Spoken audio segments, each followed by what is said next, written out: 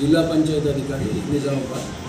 ముఖ్యంగా ఏంటిదంటే మనకు ఈరోజు గ్రామ పంచాయతీ దూపల్లిని రెంజల్ మండలంలో గల దూపల్లిని సందర్శించడం జరిగింది. దాంట్లో భాగంగా ఏంటిదంటే శానిటేషన్ యాక్టివిటీస్ గ్రామంలో తిరిగి చూడడం జరిగింది. మురికి కాలువలు తీస్తున్నారు. అదేవిధంగా ఇంటి పన్నులు ఏవైతే ట్యాక్సెస్ ఉన్నాయో ఈ మార్చ్ ఎండింగ్ వరకు 100% కలెక్షన్ జరగాలి.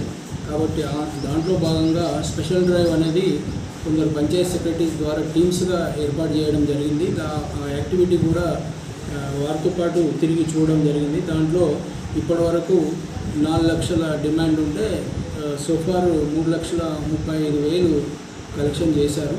90% కంటే ఎక్కువ కలెక్షన్ అయింది. ఇంకా రిమైనింగ్ 10% కూడా కలెక్షన్ చేయమని ఆదేశాలు ఇవ్వడం జరుగుతుంది వారికి. అదేవిధంగా ఎక్కడైతే మొక్కలు ఉన్నాయో నర్సరీ మొక్కలు కానివ్వండి, తర్వాత మిగతా పల్లె ప్రకృతి వనంలో ఉన్న మొక్కలన్నీ కూడా దానికి వాటరింగ్ జరగాలి. అవెన్యూ ప్లాంటేషన్ కూడా వాటరింగ్ చేయమని పంచాయత్ సెక్రటరీకి అదేవిధంగా ఎంపీఓ కూడా ఆదేశాలు ఇవ్వడం జరిగింది.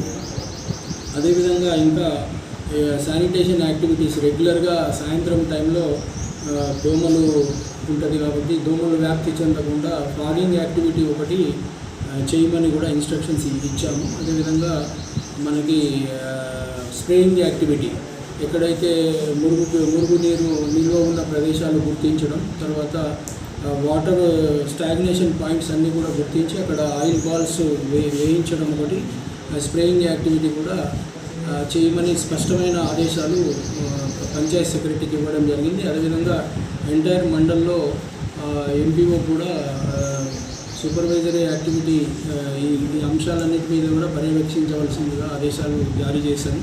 అదేవిధంగా ఎంటైర్ డివిజన్ బోధన్ డివిజన్, తర్వాత ఎంటైర్ మన ఏదైతే నిజామాబాద్ జిల్లాలో ఉన్న అన్ని గ్రామ పంచాయతీలో ఈ సిమిలర్ యాక్టివిటీస్ అన్నీ కూడా కొనసాగుతున్నాయి. దానికి మేము జిల్లా వ్యాప్తంగా కూడా ప్రతిరోజు ఈ సమాచారం అనేది కూడా సేకరిస్తున్నాం. శానిటేషన్ యాక్టివిటీస్ అదేవిధంగా ట్యాక్స్ కలెక్షన్ అన్ని గ్రామాల్లో అవుతుందా లేదా అనేది ఎప్పటికప్పుడు నిరంతరం పర్యవేక్షిస్తున్నాం.